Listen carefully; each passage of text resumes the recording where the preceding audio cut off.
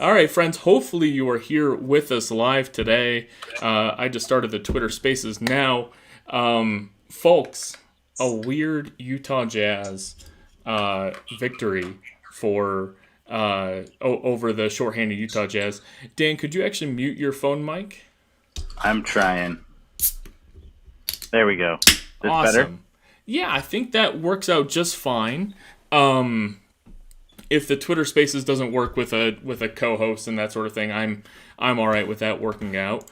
But what a weird game we have today with a backup Utah Jazz squad playing against a relatively backup Utah Jazz squad, I should say, against a relatively backup Denver Nuggets squad. Dan, your first reactions to the game. First to get your reactions and also to make sure that we got your audio on because we can sure as shit see you. Yeah. So you might have to accept my request again in Twitter Spaces because I had to fix some things there. But I'll let you try that while I fill some airtime with a little bit of reaction. Yeah. First thing. So I just got off the phone with the league office. I just wanted to check on this because it's been a while. Apparently, when the Jazz have more points than the other team at the end of 48 minutes, they call that a win. So apparently that's what we just experienced. It was a little foreign to me after 5 straight not wins, but the Jazz did win this game. No, look, it was great. You could tell, like Mike Conley wanted this one bad. The way he was trying to pump guys up and pump the crowd up late in that game. Royce O'Neal wanted it bad. Trent Forrest had, he's had it here in the last week and a half, probably the 2 best games of his professional life, right? Doak didn't Doak played well. I don't mean to look, expectations are a little bit low for Doak right now, right? Understandably, but he didn't just not screw things up. He played well, and it was a good game, a wild game. Obviously, you don't know how much it means or matters, except that in mid-April it's going to matter because that one's going to count, just like all the other 81 games are going to count. So, fun for the Jazz to finally get one with the skeleton crew, and we'll see how long we have to keep watching Mike Conley drag a bunch of G League guys through games before he gets some help back. But encouraging for a change. I completely agree. And my bleep blurt machine is telling me your audio is working, even though we have no confirmation in text. So we're gonna do it live. And if for some reason 20 minutes in someone says, "Hey, I can't hear Dan," then this will be an extremely fun one-way conversation. Do it live. We're doing it live. That's what the live postcast is for. Great points on the guys who really showed up today. I think great. Dan's older and or younger brother Ken confirmed that we can hear him. There's no need to encourage that kind of talk, Mark. Hey, it's insulting to both of you and pleasurable for neither. So this works for me. I just take relish that I'm like half the age of each of you. So he loves it when people wonder about our ages because it's a massive compliment for him. I won't tell you how much of a compliment, but the age difference is stark. So if people think I'm older or think we're twins, it either means that Ken has really found the fountain of youth, or it means that I am looking well past my age. So. Of course. You mentioned a lot of guys who really stepped up today, but I don't think sight should be lost on the rotation players who did play. On the screen I do have the players that we were missing today. Notably, the elder statesman, maybe not the eldest statesman, but the elder statesman Mike Conley has been healthy, and he has played except for sparing minutes on the back-to-backs and that sort of thing, and he only played 13 minutes in the first half. But Mike Conley, our third best player, did play today, and when we talk about other teams losing various games and dropping games or winning games in a lot of cases to teams when they're missing their best player. We're missing the fact that, oh, well, they had Chris Middleton and Drew Holiday playing, or Hmm. Giannis was playing but nobody else was, and I was using the Bucks as an extreme example. But Mike Conley played today. He's good. And in a game like today, when Denver is missing their literal four best players, excuse me, that sort of talent edge mattered to me coming in to say, like, Mike Conley isn't 26-year-old Mike Conley anymore, but can he be the best player on the floor? He didn't reach my ceiling expectations today, but he was very much a different aura. He and Royce felt like a different aura than the rest of the Jazz players today, as far as their ability to hustle and energize. Bojan had a nice game. I appreciate everything Bojan did today.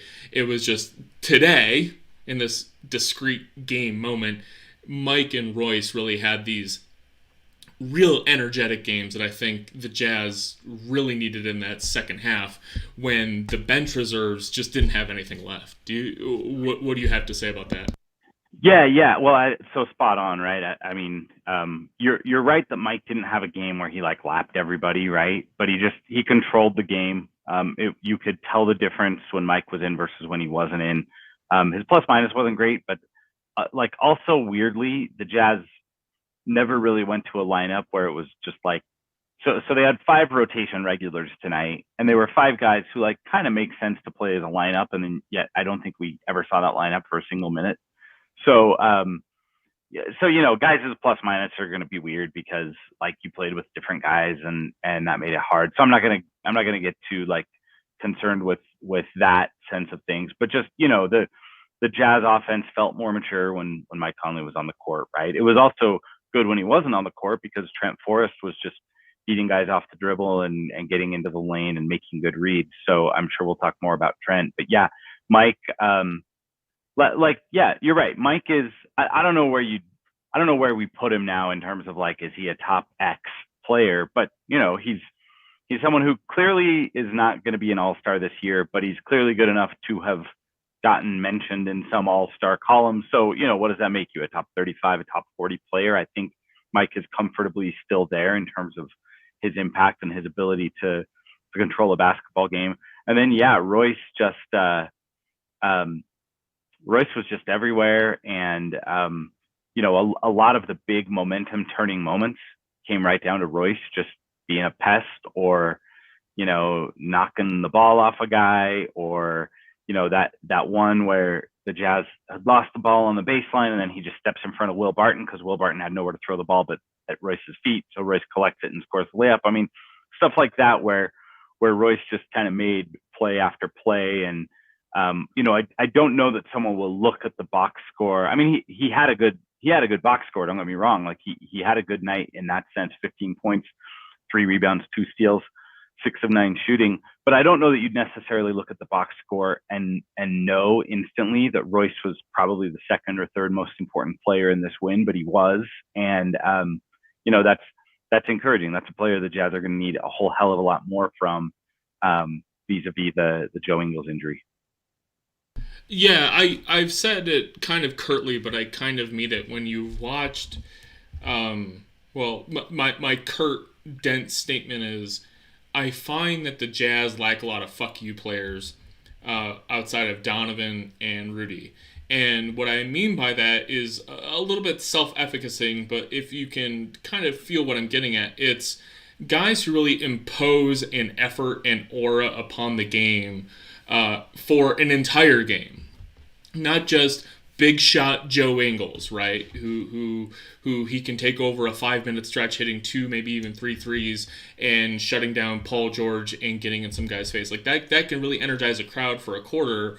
But it's not this like constant I am better than you energy. Like a Not Tony Allen, Pat Beverly, like I'm just gonna mess with your head for 48 minutes kind of thing. Yeah, and you're gonna get fuck you energy from Pat Beverly and those types, but the guys who have the talent to match, like Donovan and Mm-hmm. Rudy, Mm-hmm. you're in trouble when those guys actually give a shit for a game, and they put that energy out there. Royce has skills and physical tools, and when he puts on that fuck you energy for an entire game, he's a different guy. And when we talk about a post Joe Ingles world, with or without a trade, we'll get into that later, but with or without Joe Ingles, there is room on this team for, yeah, some ball handling and some shooting, which I think Royce can do, but also a little bit more of, I'm the fourth best player on the court at all time, if not the second or third best player on the court, and I might need to act like it, not play like it, but act like it. I don't care if Mm-hmm. he Mm-hmm. shoots 1 for 6 from three, or gives up a defensive miscommunication or whatever. If he just has that Royce energy that got him a tryout with the Jazz to begin with and a roster spot with the Jazz to begin with, that lost a tooth on the tryout court and got him a guaranteed contract and then a wonderful contract extension for him and his family, that elevates the Jazz with or without Joe Ingles. That's a Royce that I'm looking for. Mike, you always know you're going to kind of get that. I thought Mike had that kind of energy again today. I think he knows that at his age he can't give that energy day in and day out, but it was great to see that from him today. But it was Royce's energy that I think that that's something that can subsist, and I'm hoping does. So I think what I'm hearing you say is that Royce just needs to lose a tooth every time he plays. So peak Royce O'Neal shouldn't have any teeth left at this point, right? Or it should just be dentures. He should just slap in dentures before he plays. This is Um, hockey now. okay, I'm with it. I'm with it. No, I think you're right. And look, Mike, Mike, for as brilliant as he is and as tactical as he is, and makes the right read. I don't want to say 100% of the time because, like any ball handler, he turns the ball over occasionally or whatever. But 90% of the time, Mike's making the exact right read at the exact same time, knows where By the everybody way, is. just as long as you're going to mention it, 7 Yeah, turnovers for the Jazz tonight, 2 in the first half. yeah. Which at the half, I remember thinking, wow, two turnovers. I'm not sure that's sustainable for Utah. And then also thinking, oh yeah, but the Nuggets are shooting like 70% from three, and that's probably also not sustainable. So for all those reasons, like a weird game, and again, like a game that, like I said earlier, it counts in the standings, but what does it mean? I don't know. The point I was going to make about Mike is just like, um, you do worry about the impact that this particular stretch of games has on Mike, by game 82, or more importantly, by game 95 or whatever, right? The same way that Joe Ingles helped the Jazz win games as the starting point guard when Donovan and Mike were both out last season. And then that took a toll that affected playoff Joe. In fact, I remember thinking, gosh, which game would it have been? Who did they play after the two Phoenix games last week? Like the Friday game? They all blend together. But before the Timberwolves, oh shit, you're right. Now we have to. We're fantastic Jazz fans, remembering our own schedule. Yeah. Um, Well. Anyway, the point here is that there was a night last week that I actually remember thinking this about Mike, and I wound up being right just about the wrong guy. I just the remember Grizz, by the watching way. Mike look. So what's that? Grizz. The Yeah. You're right. Grizz. Just watching Mike be so exhausted and just gutting it out. And I remember thinking at the time, like, God, I hope this doesn't result in Mike tearing something because he's just overexerted at this point in the season. And that didn't happen. But then 2 days later, what happened. So something to keep an eye on with Mike, and hopefully it'll be moot because there's 4 games left before the All-Star break, and hopefully by that point the Jazz start to get some help for Mike, either in getting guys healthy or via trade or both. Uh, I agree. Mike is he's still absolutely a wonderful player, and I just wanted to use this moment to mention that if you are listening on the Twitter Spaces, if you want to hear Dan's audio, open the YouTube on your desktop or something else. No way we can do both audio feeds in one. So if you're listening on the Twitter Spaces and we want you to come check us out, there's only one way to do hear Dan's audio, which is check out the YouTube. But stay on the Twitter Spaces though, because if you do want to ask a question or anything like that, stay on the Twitter Spaces, ask to speak. I'll get you online, and you will be heard on the YouTube stream, which will go live on saltcityhoops.com. So if you're here today and you want to ask a question, stay on the Twitter Spaces. We'll get you online. That's why we have it on. But if you want to hear Dan's audio, open up that YouTube feed. It's my turn to talk, and I haven't done my while Dan was speaking, I failed to take a drink, so I'm going to do that real quick. Well, speaking of point guards, I don't know who, I know professional athletes are just like us, right? Like they read Twitter, they're on Instagram and everything, and I know nobody of any actual import reads my tweets, but I shit on Trent Forrest all the time. Wonderful college player. He made every other Florida State player around him better. He was the quintessential college point guard. The reason he got NBA tryouts was because, wow, you made Jonathan Isaac look like a real awesome offensive player when he really needed a lot of work. Like that sort of thing. He played with a lot of NBA talent at Florida State. But he wasn't made better by the Florida State NBA talent. He made that Florida State NBA talent look better. He's had some young growing pains as a point guard for Quinn Snyder's Jazz. And let me qualify if Trent Forrest is listening, or his mom, or anyone else. I think my quibble is more with Quinn Snyder's rotation than it is with Trent Forrest the person. I think that Trent Forrest has a place in the NBA as a floor-setting backup point guard. And if he can shoot 30% from three, then you kind of deal with that and you'll have a nice career and that'll be fine. It just felt weird that he would play shooting guard off ball with Donovan or Jordan or Mike or whatever lineup he was in, to just because we needed like a second guard sized player out there. Well, a guy who doesn't shoot the ball very well, which he will freely admit is not one of his greatest skills. It didn't make sense for him to be the second guard. Now you put him out there as the ball handler.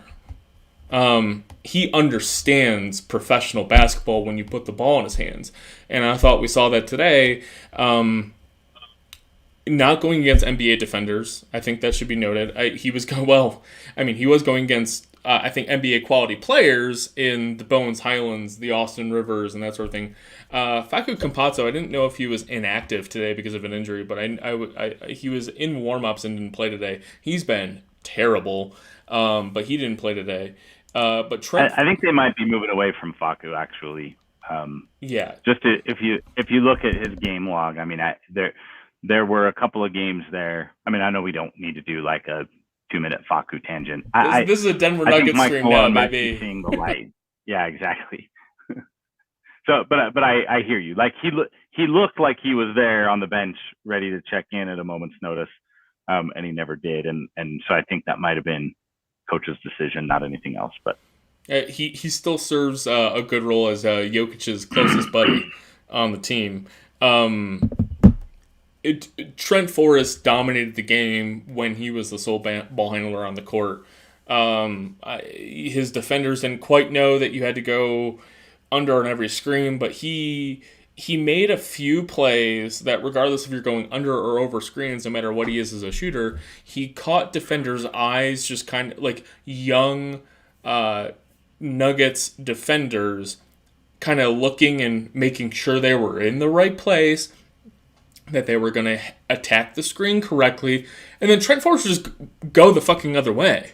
Be like, all right, yeah. I got a great first step. I got a B- first step, or B+ first step. and I'm going to get to the rim. And there were a few times he was able to set up a great pass, get a layup, get fouled. And one time he had an absolutely crushing dunk when he caught Will Barton, an NBA starter, just kind of waiting to see what Trent Forrest would do. And so that was really impressive from Trent today. I don't know if he makes sense on the Jazz, but I'm wondering as we get into trade season or if we get into the off season, someone's going to look at Trent Forrest and say, like, that's a backup point guard. And I can give him 16 minutes a game behind my starting point guard. Like, if I'm the Grizzlies and I move on from Tyus Jones, I can have Trent Forrest as my backup point guard and nothing else. It limits his viability for his career and other positions or whatever, but he's a point guard. I didn't hate having him out there today. Yeah, so I agree with all of that, including, like, look, Denver did some weird things with coverages on him and probably, like, objectively speaking, guarded him the wrong way.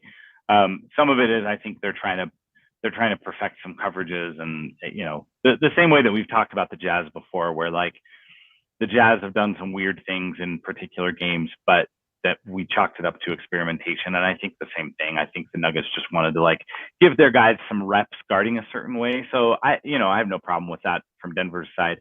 Wow, this really is becoming a Denver Nuggets podcast. But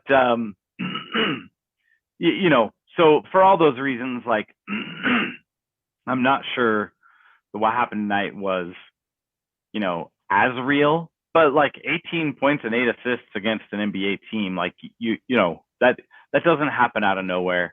I think you're right. I think he came into the game understanding that there was going to be some switching, especially on guard to guard stuff, and that there was going to be an opportunity to just catch guys sort of maybe, leaning towards the switch or trying to cheat the screen a little, and that there would be gaps that he could exploit. And, one of the things that has hurt the Jazz at times is the fact that they only have so many guys who can just sort of puncture the defense on their own, right? Like even Conley can't really just decide, I'm going to get in the lane now. He needs a screen. He needs, he needs some help to get into the paint. Well, even when he Jordan gets there, Clarkson, that, like, there's a current layup package that is actually inaccessible to Conley right now, and that is beating your defender and managing to get the extension and get it off the glass in for a layup. Conley needs to completely defeat his defender and put it in as a floater or finger roll type layup. He doesn't have the speed or extension to get it off the backboard anymore.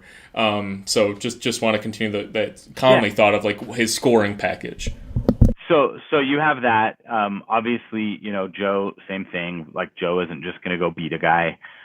Jordan Clarkson can, but then the outcomes at the end of that drive are kind of high variance. Sometimes you're going to love what you get, and sometimes you're going to smack your forehead and go, damn it, Jordan. So, really, like, especially when Donovan is not playing, or when he was hurt in the Clippers series, like, there were times where you're just really thirsty for, like, who can just go, like, get a step, who can just go get around his man and trigger some rotations that way. And the Jazz haven't had a lot of that. So it was encouraging in that sense for Trent Forrest to do that. I don't know that, like, look, if the Jazz face the Nuggets in a 7-game series, I don't think they're going to play Trent Forrest the same way for 7 games. It might not matter because I think the Jazz hope to go into whatever playoff series with a couple different choices on their roster by then. Well, let's extrapolate upon that, because I think we did see in the Nuggets Blazers series that, like, both teams were down guys, and you had to put Austin Rivers played way too much for the Nuggets in the entire playoffs, but I've always worried about the Jazz being the stellar 8 or 9 deep team and not having a 10th or 11th or 12th guys. That was their 10th plus guys have been not developmental guys, but totally end second rounder crapshoots.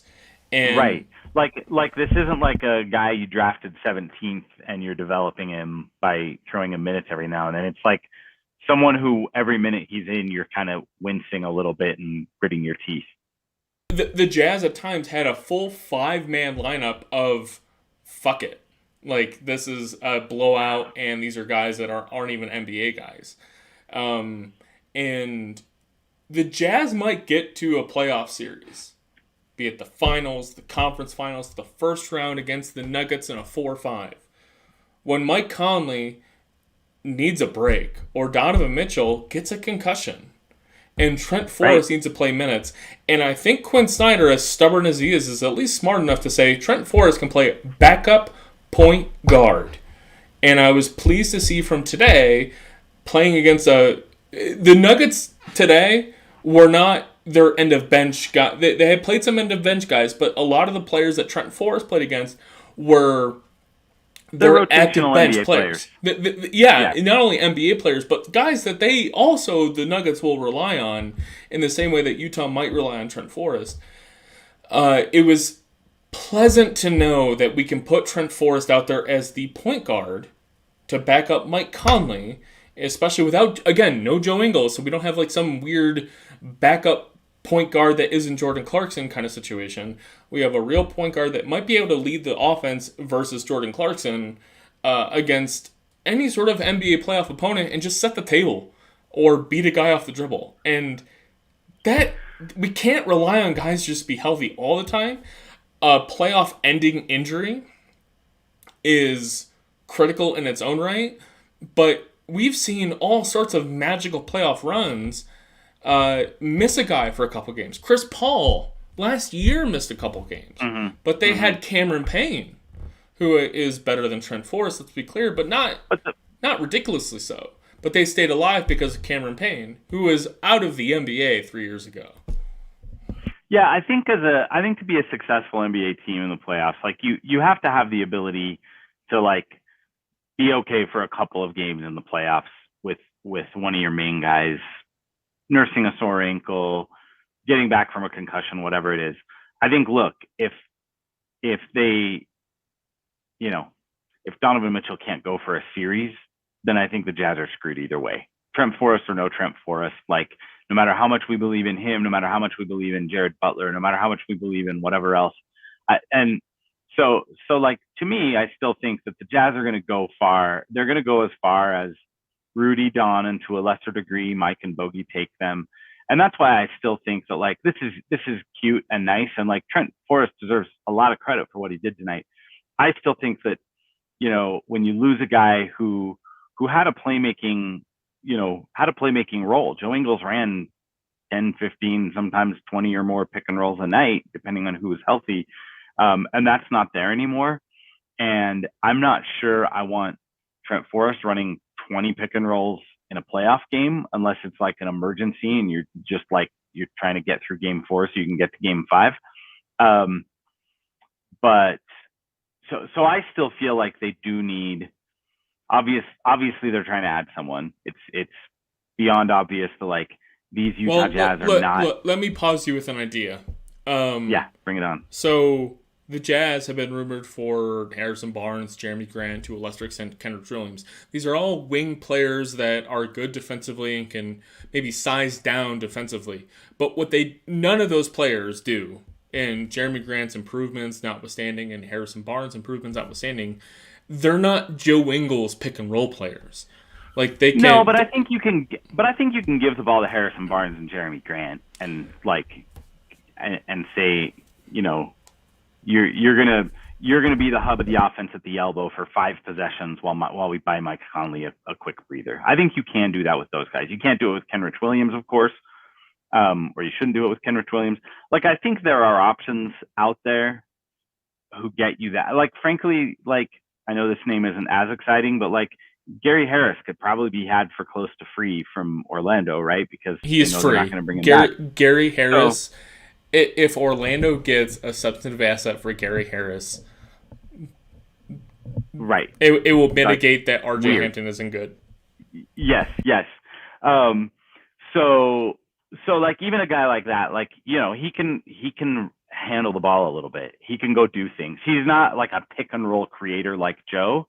But again, I think on a level that's kind of okay. I think one of the reasons they brought in Rudy Gay, one of the ways that they use Bogey a little bit on second side and against mismatches is like you don't like not everything has to be created by pick and roll. You want to have the option to say like, oh shit, they're switching pick and rolls.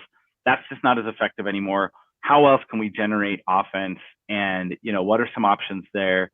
And, Bogey's been a big key for that. I can tell that they're still trying to force fit Rudy Gay into that. He hasn't been very good yet. Even tonight, he's scored a bunch of points, but he wasn't very efficient in That sort of that, Rudy Gay hasn't really tried in 2 months, and I'd like to see what happens come April. So Yeah, that's fair. That's fair. So, bottom line is like if they add a guy who like can generate something, I don't really particularly care if he's a pick and roll guy, a traditional pick and roll facilitator or not. I think that Joe's injury, we all know what their needs were before Joe's injury, and those are still there. They still need, another ball stopper, preferably one who can make shots, at least can knock, catch and shoot threes down at a 36% clip or whatever. But I think Joe's injury means you still need that stuff, and you could also use someone who can just find a way for himself or others to score, um, and obviously like to do that to address both needs. You're probably giving up Jordan Clarkson, which is another one of that type of player. So like there's some risk involved in saying that and in doing that. But I just think there are so many options out there. Before we get in too much into trade talk, because I think if there's anything to have drunk trade talk with, it's going to be me and Dan. Whereas I'm drunk and I'm pretty sure Dan doesn't have a drink, but that's okay. I was gonna say, like, do I have to get drunk to do this? No. I'm the one who's drunk. You correct me. That's how this stuff goes. I just want to close off that Trent Forrest talk, which is, all of this praise we're heaping on him and describing his role in a post Joe Ingles world is not that he's now the seventh or eighth man in the Jazz rotation where he's running the backup Mike Conley role. That still belongs to Donovan Mitchell, or that still belongs to Jordan Clarkson. I'm saying if one of those three is out for a game or three, Trent Forrest, you can tweak your rotation, and Trent Forrest now becomes that fifth pick and roll guy that I all year have been skeptical about that he could even do at all. Today gave me a little bit of hope that he could do that for 6 minutes and a half in a playoff game if Jordan Clarkson has a sore ankle. Yeah, that's fair. I'm still a little skeptical even after today because, again, I think the context of today was a lot different in the sense of, number one, who are you playing against, and number two, like I said, they were their coverages on Trent Forrest pick and rolls. It was not what he will see in coverages in a playoff series. But we don't have to belabor that point. I think you're right that he just needs to understand, like, that's how he can impact the basketball game, right? He's not ever going to really impact the basketball game positively as just a corner spacer catch and shoot guy. So if he can figure out how to catch and go when he catches a guy off balance, or handle the ball and go towards the pick and then zigzag away from the pick, like all those things we talked about are things that need to be in his toolkit, because that's his best option for being a positive impact for 12 minutes in a playoff game is by just being kind of the battering ram that we saw tonight. Is that for him to figure out, or Quinn Snyder? Yeah. Yes. Yeah. I mean, enough said there. Like, yeah, and I don't even think that Quinn Snyder is I don't think Quinn is under any false pretenses here about who and what Trent is. I think he's just he's trying to buy Mike some rest. That's why Trent has been shoehorned into those minutes. He has enough confidence in Trent to play him. Hasn't yet had enough confidence in him to like put the ball in his hands a lot. And so what's left for him to do? Well, what's left for him to do is to stand off ball while Jordan or Joe or Don or Mike or someone else does the creation, and that just hasn't worked because the guy doesn't get guarded when he's standing in the corner. So there's been a lot of that, and I think that'll still happen. It'll happen more in a playoff series, not less. So I still think that the best version of the Jazz is a team that has options to go 10 or 11 deep before needing Trent. But I realize that's a big ask because again, they're they're down a guy, right? Like unless they can turn that $13 million expiring Joe Ingles contract into something, like they're further away from that reality, not closer to it because of that injury. So. And now I'm happy to bridge this into trade talk. If anyone's listening on the Spaces or the YouTube, if you guys got trade ideas that you wanted to say, like, hey, why is this viable? Why is it not viable? Can you tell us like what the protections are in the picks that we owe? We're the two guys for that. I'm the drunker one. Dan's the sober one. But I'm the lawyer who reads the CBA, and Dan's the guy who knows everything about just trade protections and future picks, and he knows the CBA as well. By the way, you don't need to be a lawyer to understand the CBA. It's a legal document, but it's lawyer. It helps.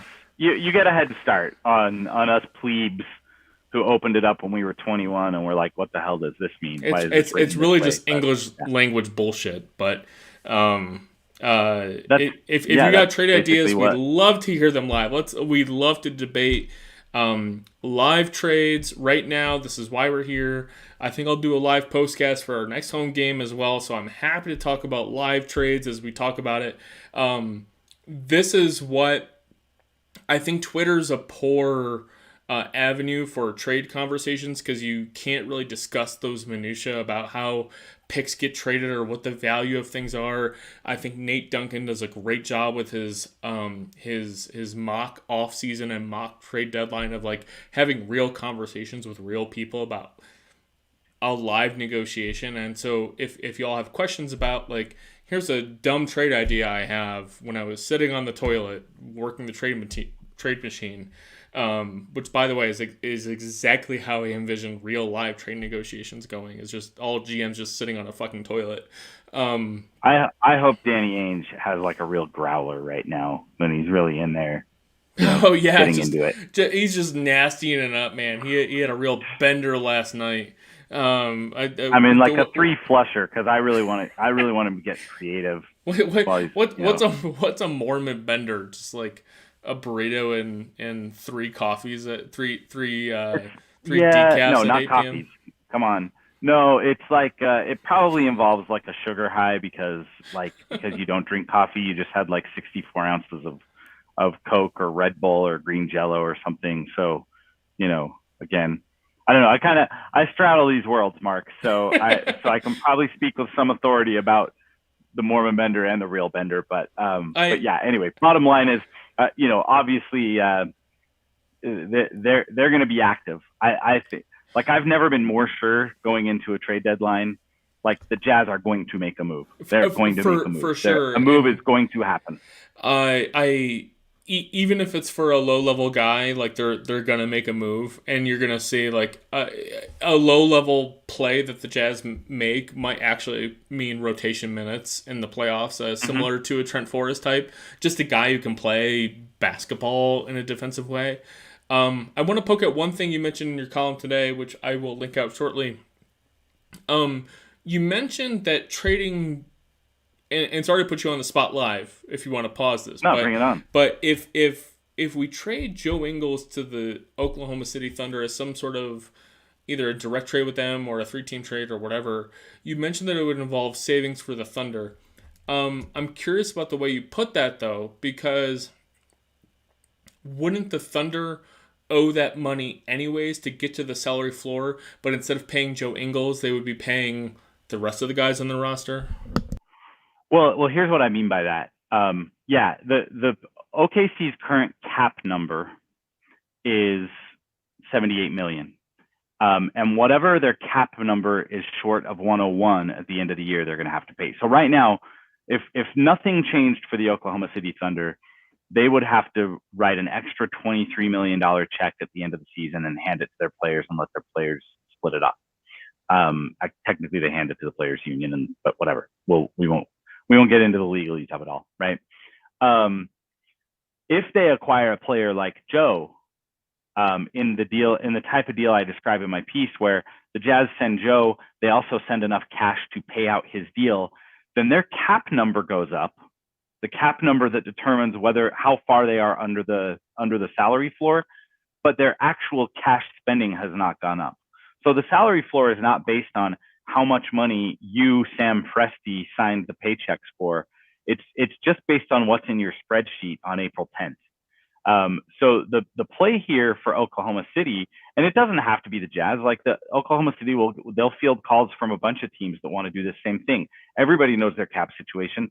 They'll field calls from probably 29 teams saying, "Hey, if you want to just pay out this player for us for the end of the year, it won't actually cost you anything. It'll lessen the amount of that check that you have to write to your players at the end of the season, right?" So again, to get like I'm trying to not get overly like technical here. No, But I think you summarized it, and that's what I'm trying to nail at is like, does it actually save the Thunder the money you're saying? And it would. And I didn't quite understand it without that explanation. So so basically, Joe Ingles would cost them $0, but Joe Ingles would show up on their spreadsheet and take their number from 78 to 91. So now instead of writing a $23 million check to hit that shortfall, to hit that salary floor, they're writing a $10 million check. So that's where it saves them the money. Appreciate that explanation. And that's why when we talk about blockbuster NBA trades, we got to make sure that we have the salary savings. I'm sorry, not the salary savings, the executive savings for the Oklahoma City Thunder online. It was just something that I noted today. I was like, do the Thunder actually save that money? Or does it just go to everyone else on the roster that they surely don't want to do? If they don't bring in some kind of salary, then they're writing a $23 million check. If they bring in salary that counts on their cap sheet but doesn't actually cost them that in real life, then whatever that difference is pure savings for them. So it would literally reduce their total financial hit for this season. Which is why again, like, you know, and I don't know if it'll be the Jazz. I really don't. My guess is that Sam Presti has if Sam Presti is doing his job, he's already contacted Zanuck and said, you know, hey, keep me in mind if it's 255 on, you know, next Thursday, and you're still holding on to Joe's contract, and I've still got a salary shortfall. We'll take him, but you'd have to pay his salary, and you'd have to send us something. You have to give us some kind of sweetener for facilitating. And Justin Zanuck is probably responding if he's doing his job. He's saying, what do you mean I got to send you something? I'm saving $25 million in tax, but I'm saving you $13 million. So like that should be good enough. I shouldn't have to send anything. And that's probably the game of chicken that's happening right now. And then what remains to be seen is, like, as the clock ticks off, if they still have a shortfall because no one else has caved and said, okay, screw it, we'll give you a second for taking this player that it benefits you to take anyway. If they haven't done that and it's 257 and the league's about to shut down the phone line, then yeah, at that point, it's like Oklahoma City either takes whatever the hell the Jazz are offering at that point in time and saves $13 million, or they stand on principle and that principle costs them $13 million. It would cost them $13 million to not do that deal if they got to 257 with the same exact salary situation they have today, which they may not. I mean, again, you know, that rebuilding teams can find a lot of different ways to rent out their cap space to other teams. Do you think it's a fair trade to do the Ingles thing that you were explaining and reduce the pick protection on 2024 to top 4? Is that a fair trade? I'm not sure OKC would view that as really an additional asset, because the chances that the Jazz are picking disagree immediately, but go on. Really? Yeah, I think reducing it from, what is it, top 10 protecting now to top 4, I think that's a massive change. But the functional value on that only matters if you think the Jazz are going to be the 5th, 6th, 7th, 8th, or 9th pick, right? Like that only actually pays off in a really specific scenario. And we're talking about the Jazz in 2 years, not the Jazz in 5 years, when we don't know what's happened with Don and what's happened with Rudy, and Mike Conley's enjoying retirement somewhere. We're talking about 2 years away. So I'm don't saying know. In exchange for the Joe Ingles dump, though. Like it's this like mild expiring contract dump to say, like, you know what, you're adding variance to a pick I already have. I'm like, because to bridge it to like reality and like the 2.5 viewers we have. We have more than that, by the way. Thank you for joining us, everybody. And we post these. People watch them after the fact. Yeah. It's all good. We'll talk to ourselves for now, and then if people watch The later, that's idea all good. is that I'm thinking is Utah's going to have a trade on the table that involves their 2026 pick. That 2026 pick, in my opinion, is garbage if Utah does not reduce the protections on the 2024 pick that they owe Oklahoma City. Because if the 3 to 5%, maybe more than that, let's call it 4% chance that the Jazz pick doesn't vest Oklahoma City in 2024, that 2026 pick becomes a 2027 pick. And how pissed are you going to be as a receiving team to get that 2026 pick if it has a chance of reducing it? I think you would mandate, especially that the players, the players that are worth that pick, they're going to have other suitors. So I think you would go to Utah and say, I'll do this trade with you for that 2026 pick. That seems like a sexy, cool, unprotected pick. I'll do it. But I don't want that pick going to 2027. I want that pick either in 2026 or an option to defer it in 2027, whatever. So you got to go back to Sam Presti in Oklahoma City and say, give them $3 to reduce that protection.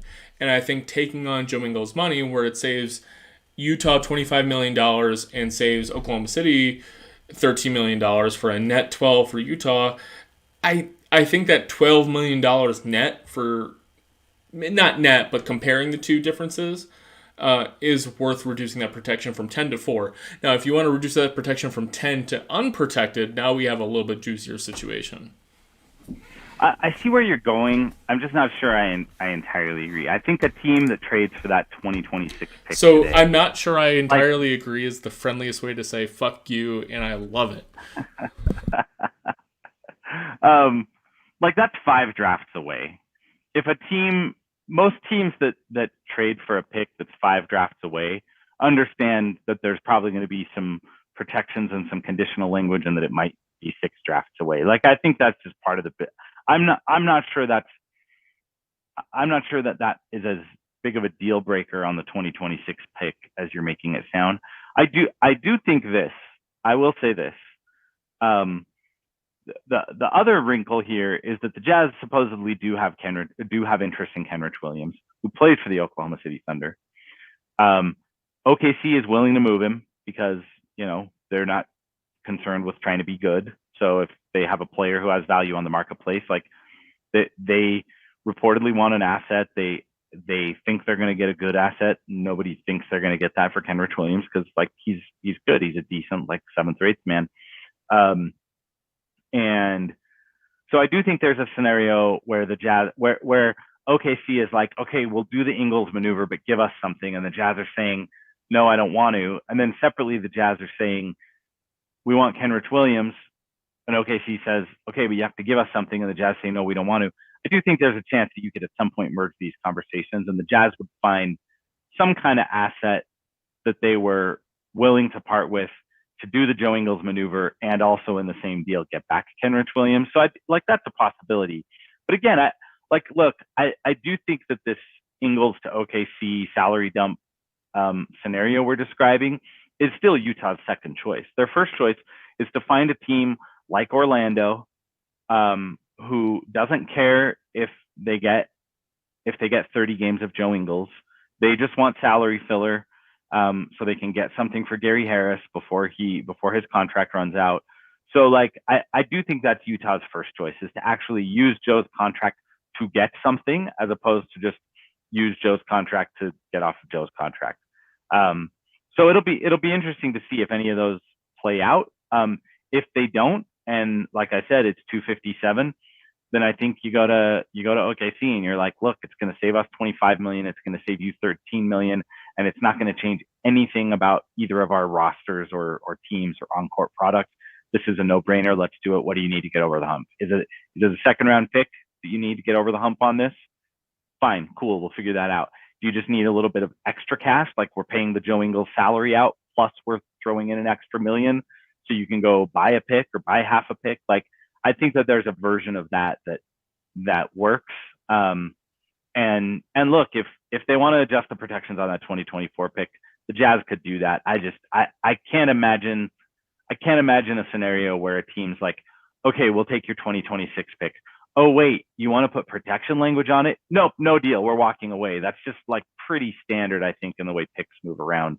So I don't think that would cause anybody to back away from the table necessarily, but I guess it's all in the eye of the beholder, right? I think the situation I'm describing is not that a team would walk away. It's just that for the teams that a 2026 first rounder will be on the table for, I'm being aggressive, but Harrison Barnes or Jeremy Grant, they might go back to the Jazz and say, like, yeah, that's competitive with some of the other offers we're getting from Phoenix or Denver or whatever.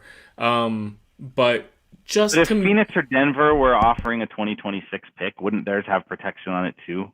Wouldn't theirs have some kind of thing where, like, oh, this is getting kicked forward to 2027 if this happens? I'm not talking about those specific scenarios. I'm saying where, as a tiebreaker, Detroit might come back to Utah and say, like, we got these other offers on the table. If you can do that, we'll sign the paper right now. Now, Utah can say, like, I just don't feel like calling up Sam Presti and doing that. And in which case they probably still might get the deal, to your point about, like, how much does that really fucking matter? But I'm wondering if, like, reducing that protection actually comes into play. Are you game to play a game of Would You Rather about NBA trades, or because we're over an hour? I don't want to kill you, but I'm wondering how much energy and appetite you have. Yeah, let's do it. So, I'm opening my salary spreadsheet. I'm getting real here. Take your time as I'm trying to share our live postcast again, just to make sure that if folks are still around, I want to make sure that we're tweeting this one out. For some, where's the I can't find the share button on my mobile app because I am an old person at the ripe age of 30. So, there it is. Nope, missed it. I am brilliant. Anyways, live chat. I want to get a Would You Rather. Are you ready? Bring it on. So, I was stunned today when I was listening to Nate Duncan and Danny LaRue's and Dan Feldman and Kevin Pelton's mock trade deadline. Do you listen to their mock trade deadlines at all? Is that a thing you do?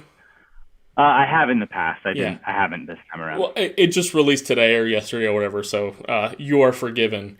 I was frankly stunned that without much pushing, Kevin Pelton, representing the Jazz, gave up completely unprotected 2026 and 2028 unprotected first-round picks.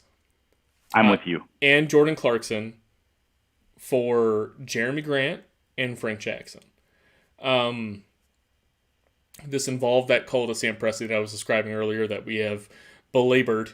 Would you rather do that or a 2026 lottery-protected first-rounder to Oklahoma City for Kenrich Williams? Well, that's tough because I think there are no other options, right? Like, I'm playing a Would You Rather as a sake of, like, audience enjoyment, not like what other options are out there. If you're forcing me to pick, I probably do Harrison Barnes, but, like, only because Jeremy Grant, by the way. It has to be Jeremy Grant. I thought you were letting me, like, at least have the liberty of Barnes or Grant. All right, then I'm doing Kenrich. So yeah, I'm doing the Would You Rather as like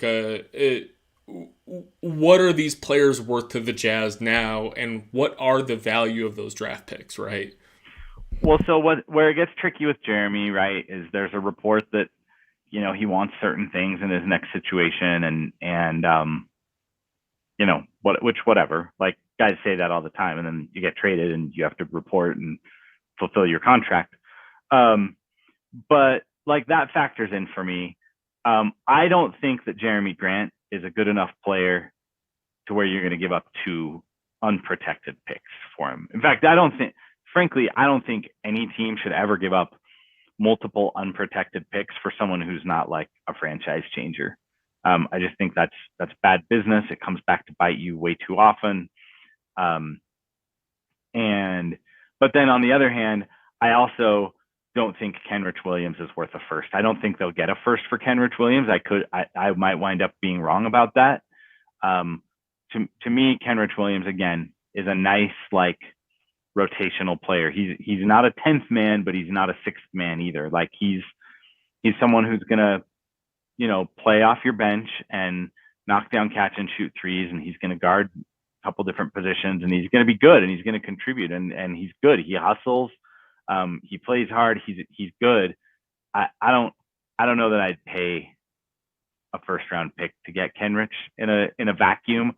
But if you're making me choose between 2 unprotecteds or a guy who's going to instantly be unhappy in Utah, or 1 protected first, or a guy who actually has a pretty favorable contract and fits and does some of the then yeah, I think in this scenario you're forcing me into, the Sophie's choice you're giving me, I'll take Kenrich, but only because both of those deals are bad deals. Both of them are overpays for Utah, but the one is a little bit less of an overpay.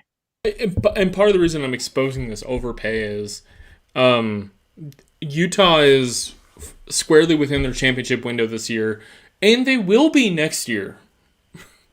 By the way. and that's actually kind of why I was tempted to say, that's why I was trying to expand the game and go with Harrison Barnes, because like, at the end of the day, if you have a chance to go win a championship, like screw everything else, just get the best player you can and go for it. I don't feel that way about Jeremy Grant. Maybe I should, maybe I'm wrong on that, but I don't think that that's like a guy who changes your reality so much that you just say, fuck everything else, I'm going to go get Jeremy Grant. Well, think about what 2 unprotected first round picks gets you in a traditional offseason plus a couple pick swaps. All of a sudden, you're in the Kawhi Leonard, James Harden realm of like trade assets, right? That's what I mean. And like, Jeremy Grant might not even be a closer for the Jazz, depending on certain matchups. Like if you go look at picks that are outstanding, that are unprotected, like fully unprotected picks, most of them were in trades for all stars or all NBA guys, or you know what I mean? Like so that's what I mean. Like, somebody should write about that. Yeah, someone should. That'd be a great exercise. Hey, it's sitting there, man. It's ready to go. So we have to see if the right people can hit the button. So yeah. Anyway, I just, to me, Jeremy Grant is not someone you give 2 unprotecteds for all the reasons you said. Like, number 1, it could backfire. Number 2, like the value of those picks in another deal in June or July could be immense. And number 3, like those also could just like turn into really good players that could like become the next generation of Jazz players that we love and cheer for and build statues for. So, if I'm gonna give multiple unprotected firsts in any trade, like I'm gonna want a little bit more than a Jeremy Grant level player. So this bridges me into my next wild idea, which is, I almost don't even like talking about it because Danny Ainge is a sieve when it comes to rumors. Like, everyone kind of knows what the Jazz are looking for and all that sort of shit. But if we're going to give 2 unprotected picks, if you add Royce and Bogey to these deals, right, like who are net positive players on their contracts who could help a team, like, would that not get you into the conversation to like get Boston to start tinkering around Jaylen Brown? Would you not get Washington to start thinking twice about, does Bradley Beal really want to re-sign here? And you get, and I'm putting aside the idea of like Conley, Donovan Mitchell, and Bradley Beal, but like, I mean, come on. If you're trading a 2028 and 2026 unprotected first round pick you deserve more than Harrison Barnes. You deserve more Yeah. than Jeremy Grant. And I'm not setting aside the idea that the Jazz have a championship window, that we're trying to win a title now, and Joe Ingles is out. I understand that. But I think if you replace Joe Ingles with like a modest trade for a Kendrick Williams or a Josh Richardson or someone who can play that rotation role and not fuck up, this team can win a title. And I'm tired of seeing massive assets being floated around for Hmm. marginal upgrades. Yeah, I'm with you. I think there are a lot of panic trades being built by Jazz fans in the trade machine right now, and I don't think that's how the front office feels. That said, they wanted to make a deal before Sunday night in Minnesota, and I think they want to make a deal more now. But it's more about like, look, obviously we've all heard the rumors. There, I believe that they are legitimately interested in Harrison Barnes. I believe that Gary Harris is harder because the salary is such that like you like Gary Harris isn't as good as Harrison Barnes, but the money's the same. So like for what you'd have to give up to get Harrison Barnes, is it really worth it? I don't know. Um, but anyway, bottom line is I'm rambling a little and losing No, the I mean, point. like, The look, point is, does Orlando have? This is a freewheeling conversation about trade targets now, because does Orlando have competition on their doorstep for Gary Harris? Fuck no, right? Like that you can I mean, I get. think there are other teams that would take him if they had the right contract, but Sure, but but you know, no team is being like, guess what? We love the guy. We love him. yeah, Here's yeah. a protected first for Gary Harris. No, every team is trading them some sort of garbage for Gary Harris, and it all depends on what is the least garbage for Gary You Harris. want to, or you want to stay with Orlando here and get funky for a minute? Like, I'm pretty sure that there was a moment last summer where Robin Lopez was listening to the Jazz about a minimum deal, about the Hassan Whiteside deal. Um, and then Orlando came in with more money, and the Jazz basically said, "Yeah, we can't do that. So, like, if that's what's on the table, we wish you the best. Good luck. Go get it." Um, but like, yeah, these are guys that Orlando doesn't need because they're not going to win anything. So like, at what point are they just giving away a Rolo or giving away a Gary Harris? At what point is Rolo maybe just bought out and you can go sign him to a rest of season deal on February something, and shore up the back of your rotation that way? So like all those things are in play because you're right. Like and Rolo will probably have more of a market, especially if he hits the buyout. Like, right, a lot of contenders will talk to Rolo if that winds up happening. But I think you're right. Gary Harris as a trade target, I just don't think that many teams have guys in that salary range that they can afford to send out to bring Gary Harris back. Like, is Brooklyn doing that for Gary Harris? Well, I mean, I guess maybe if they felt like Joe Harris wasn't going to be healthy for the playoffs, they'd feel some pressure to do something. Like, that's a salary that matches. Um, Milwaukee doesn't really have salaries that match for Gary Harris. So I do think that the market for Harris is going to be pretty finite, and I do think there's a point where the Jazz, um, could probably get him if they could get their salary wise, which likely means Joe's expiring and Rudy Gay goes somewhere. Either Rudy goes to Orlando directly in the deal, or maybe they don't want Rudy Gay either, but some other team does, and so they reroute him in the deal and whatever. Like, I do think that's I think that I don't think people are talking enough about the Gary Harris possibility. I think that's a real distinct chance. Um, Well, I still take the if field, we but want to talk there's a about good chance that one what happens. players or what folks are not talking enough about, um, Jazz fans have a little bit of a new car smell when it comes to Rudy Gay. Um, Rudy Gay is a prime trade piece for the Jazz. Yes, yes. Uh, His people are salary, his salary helps you. He also, like, let's whisper here, hasn't been that good. Like, and I was a Rudy Gay believer, Mark. Like, I I and I I wrote the still am. article. Yeah. If the Jazz keep Rudy Gay, like that's a rotation piece that matters for the Jazz in the playoffs to win a title. I'm not discounting the guy. It's just that everyone kind of thinks like, oh, we just signed Rudy Gay. Of course he'd be on the team. No, that dude is as tradable as anybody. Yeah, I agree. And Yeah. especially So because he hasn't been that good for the Jazz, but he's still been useful.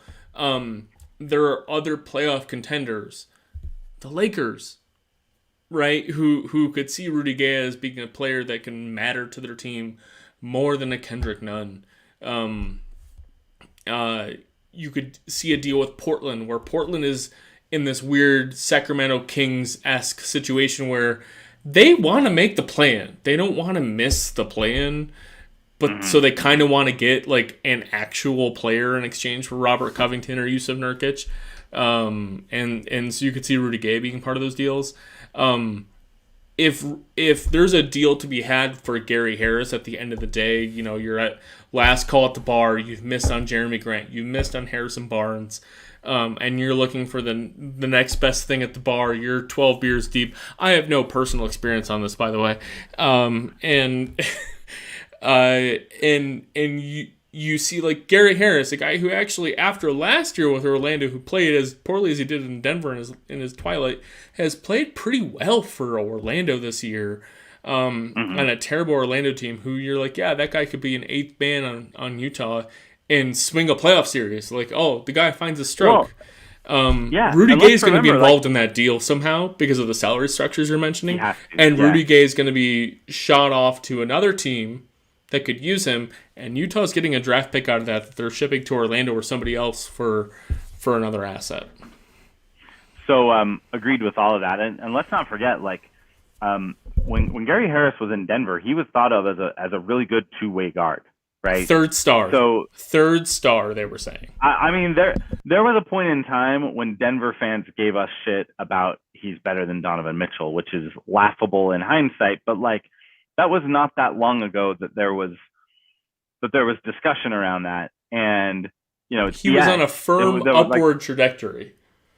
Right. But that's what I'm saying. Like I don't view Gary Harris as a consolation prize at all. Now he's expiring, so again, what are the Jazz willing to do for a player who is going to be there for 30 games and then the playoffs, and then you know the nice thing about it is they'll acquire his bird rights so they can re-sign him in the offseason without using an exception and still have their exceptions in play. So that's nice if they feel like Gary Harris could be part of the core going forward, not the core, but you know if you know offering him a little bit more than the mid-level, if offering him 11, if offering them the Jordan Clarkson deal, well they're over the cap. So at this point with Mike Conley under contract, they kind of have to work with those kind of guys. Well, that's what I'm saying. Like you could offer Gary Harris a tiny bit more than the mid-level because obviously he'll have a market at the mid-level if he's any good. You know, with wherever he winds up, if he has a good playoffs, if he's on ABC, if he's doing stuff, then like, you know, he'll command the mid-level. So if you can go a little bit north of the mid-level and say, hey, we'll give you 11 to stay in Utah, but then because the Jazz have his bird rights, they could do that and still go spend their mid-level somewhere else, right? So I think that that's important, and that's part of what you're acquiring if you go after Gary Harris. You'd have to feel good that Gary Harris would take your 11 million instead of some other team's 10 million at the mid-level, right? But that's a reason why that's another one of those deals like the OKC scenario with Joe, where like if we get to 250 and nothing else has happened, I think the Jazz know some teams that they can call, and obviously they've already been having some of these framework discussions, so they know what Orlando is as of today hoping to get for Gary Harris, you know, asset wise, and then salaries have to match, but that's kind of a side consideration. They also probably know which teams out there have interest in a Rudy Gay. I've tried to mock up a Gary Harris trade, and it's hard because I don't know who exactly, like where exactly to send Rudy Gay that makes the most sense, and that's something that I'm sure the Jazz have spent some time looking into. You know, the Boston scenarios that people have been talking about, Smart and Richardson, both of those make sense. I think both of those enhance Utah's title odds. Whether you prefer Smart over Clarkson or Smart over Richardson or Richardson over Smart is a little bit of a, you know, eye of the beholder thing. By the way, I both still had very go nice ahead. games today in a win. Yeah. Marcus Smart has actually been playing kind of out of his mind, and it makes me worry a little bit that that option might come off the table because at some point Boston, who's now 3 games over 500 and has won something like 10 out of their last 12 with Marcus Smart playing really well. Like at some point, do they just go like, yeah, we can't do that to our fan base. We can't show our fan base that hope and then turn around and trade the guy for, Joe Ingles' corpse and dead salary. So, Last Joe Ingles thought to not reduce him to a corpse yeah, sorry, that was no, this no. week of all We weeks. all know That what was you the meant. wrong way No, to no, phrase that, but no one's offended by it. It's all right. I'm making a we love you, joke Joe. for the sake of like a last point. Perhaps is what are the chances you see the Jazz holding on to Joe Ingles after the trade deadline? If only to re-sign him at like a 1+1 team option to just keep him at the vet minimum as a guy who can play in Utah until he's 37, 38 when he gets back and help the Jazz in the playoff run next year as like a spot bench guy or whatever? Or do you think it's guaranteed that the Jazz say we can't? He makes too much sense to put as the salary fodder with the 2026 pick to get a player, and it's just like 0%. I hate. I'm now reflecting on my question. Asking you the odds of something happening is a unfair question, but I guess a more fair question is: do you see the Jazz acquiring a player at the trade deadline, but somehow keeping Joe Ingles? Do you think that's a possibility? Let me answer you this way. I think that so I do think that there's a huge chance that Joe Ingles is back with the Jazz next year. Either that they sign him, up front to a vet minimum deal and just say, hey, you're going to be on our payroll while you work your way back, or they're going to sign him to a rest of season deal in January when he's close to returning. I like the most likely scenario for Joe, if he is able to successfully come back from this, and he has stated, the report from Tim McMahon is that that's Joe's desire as of today, right? I fully intend to get back in the NBA. If that's the goal, the most likely place that happens is in Utah. But any contract he signs next year is likely at the vet minimum anyway. So there's no need to hold on to his bird rights. The Jazz can trade him to Oklahoma City, or that's a fair point, by the way, Boston. for anyone listening after the fact or now. You do not need bird rights on a player if he's signing at the minimum, right? Or an exception or whatever. But in Joe's case, even that's moot. I think even before this, frankly, Joe's most likely scenario for next season was he was signing a 1-year vet minimum deal in Utah to stay. And then he was just going to decide how long he was going to play and just keep signing those 1-year vet minimum deals, a la Udonis Haslem in Miami, because when you sign a 1-year deal, the league subsidizes a big chunk of it. And when you sign a longer deal, they don't. So I think he's a guy who is, I think it just makes too much sense to, number one, try to move him for something that is helpful and useful and helps you in a playoff rotation. And if that doesn't work, then number two, I think it makes too much sense to just try to save a little bit of money so that you can justify doing other things. Like maybe if they trade Joe Ingles into space, then suddenly they feel better about using the Derek Favors TPE. There's $7.5 million left on that Derek Favors trade exception. Maybe they can justify that if they've just moved a $25 million tax liability, right? So I think, look, they're probably going to move Joe, or they're going to try to move Joe in one of those two types of trades. But trust me, Jazz fans, I know we all love Joe. That does not mean he won't be back next year. The way the rules work on that now, it used to be that you couldn't reacquire a guy for a year. They changed it to say if you trade a guy in the last year of his contract and the team waives him, the original team can sign him again on July 1st. So the Jazz could still have Joe back next season, even if they make one of these kinds of Joe trades we're imagining. So